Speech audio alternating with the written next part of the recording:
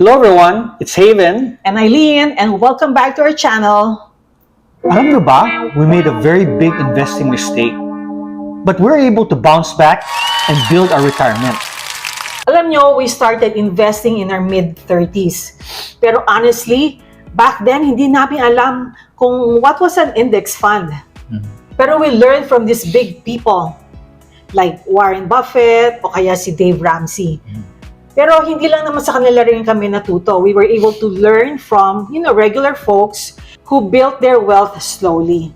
And today, we'll share with you kung anong mistake na ginawa namin ni Haven and how we turned it around by doing these simple investing steps na anybody can do. Yeah. But disclaimer we're not financial advisors. Nor experts. Right. We're just sharing our real life experience. Simple and not technical. So here's the truth. Social Security won't be enough to cover all your expenses in your retirement. Kaya napaka-importante na we have another source to supplement it. It can be, from savings, investment, or even part-time income. Kasi we need to bridge the gap of what we're going to be receiving from Social Security and the lifestyle that we want to have when we retire. Kami ni Haven, we didn't grow up talking about stocks or retirement, di ba? Our idea of saving was through, savings accounts, CDs, at saka yung tinatawag nilang paluwagan. So for those who don't know about paluwagan, it's like a rotating savings group.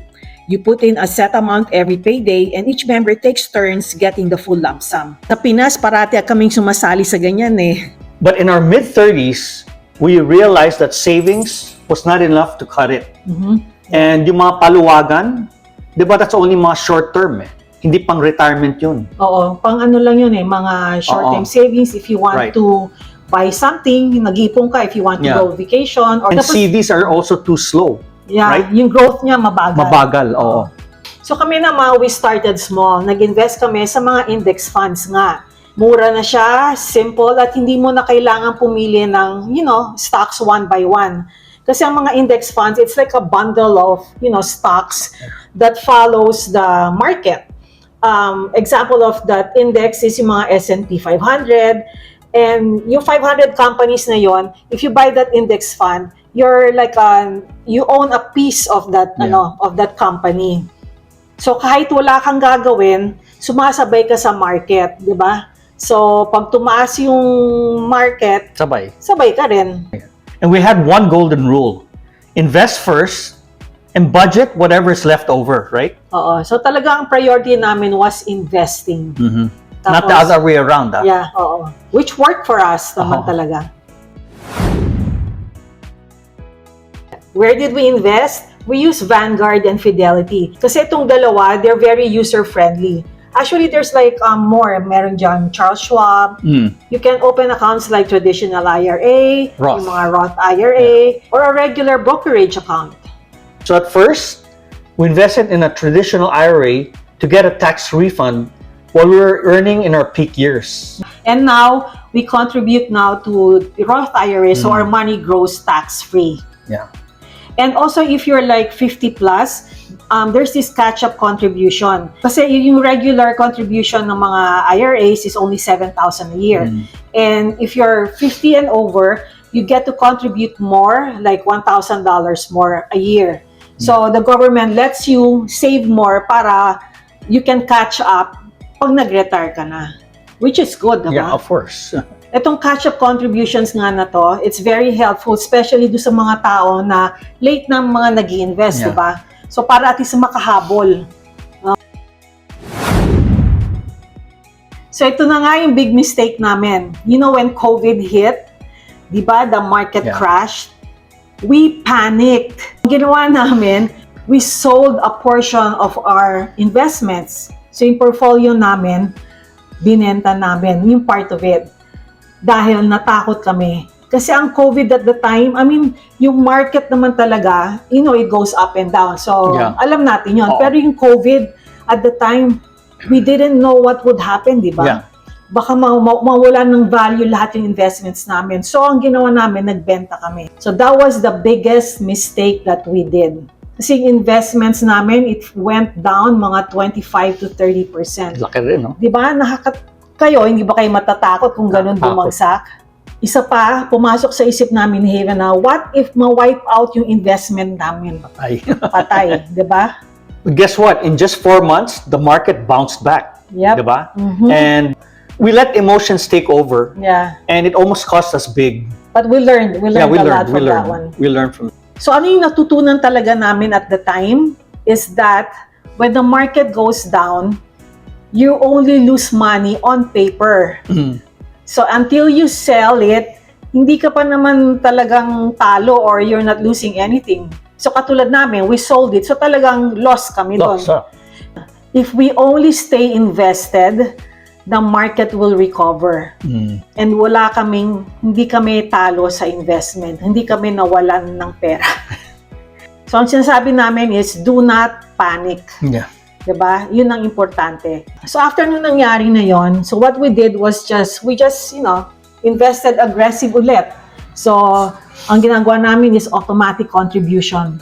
Yan. Talagang pikit mata na automatic when we get our salaries, naunang napunta sa investments, tapos whatever is left, yun yung namin expenses for the house, for education, mga anak namin, and everything. Diba?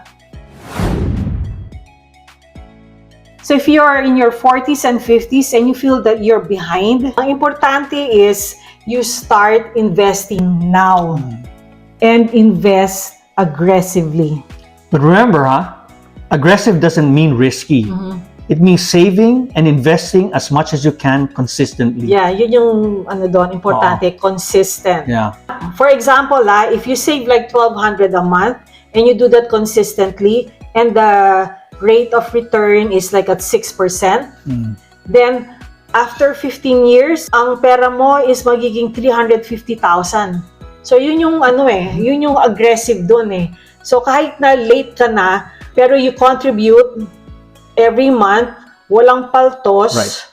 And as much as you can, kung kaya mo malaki, talagang makakasave ka, kahit 15 years lang. Yun sabi, better late than never. See? I mean, it's workable talaga. It's workable. Yeah. Kailangan lang talaga discipline.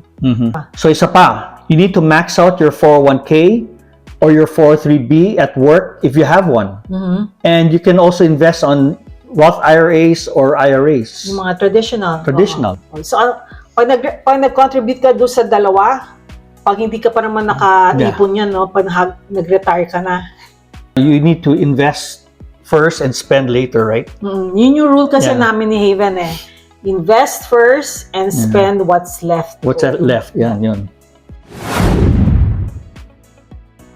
So when we invest, we don't jump in and out of the market.